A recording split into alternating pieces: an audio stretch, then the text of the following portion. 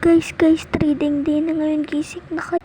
Ay, oo nga, trading day na ngayon. Ano ba yun? Si Pera tsaka si Pepa nagigising. Huwag nga kayo ganyan kay Pera at tsaka kay Pepa.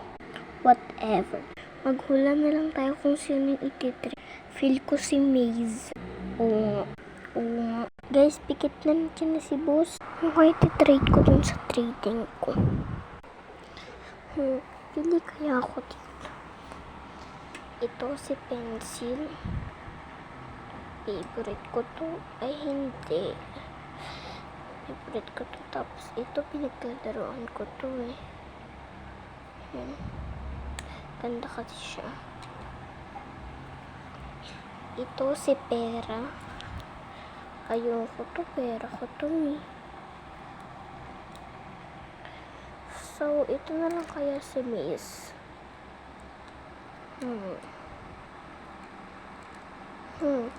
Ay, wag na to. Maganda din yan. Ito na lang si pencil. Sige, ito na iti-trade ko. Punta lang ako dun sa trading. Sino makakikipag-trade sa akin dito sa pencil na to? Ay, ako. Wait lang, kuha lang ako ng ipapang trade ko. So, ito pala yung iti-trade ko. Sige, okay na yan.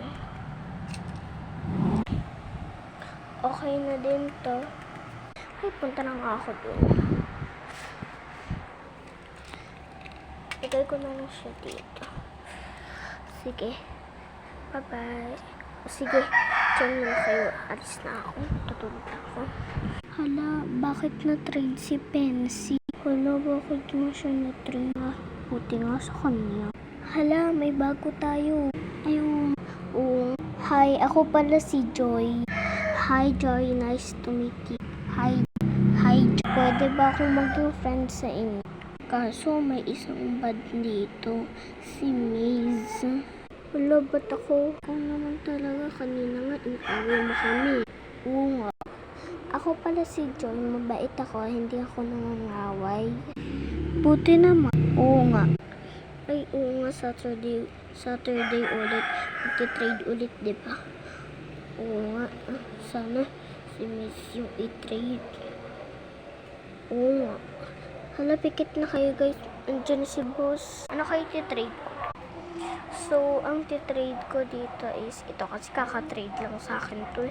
Ito na lang si Maze. Ito. Hindi na makakapag-trade sa akin dito ng Maze. Ako. Ito pa nga pala iti-trade ko. Accept. Ay, sa wakas nandito na kaya.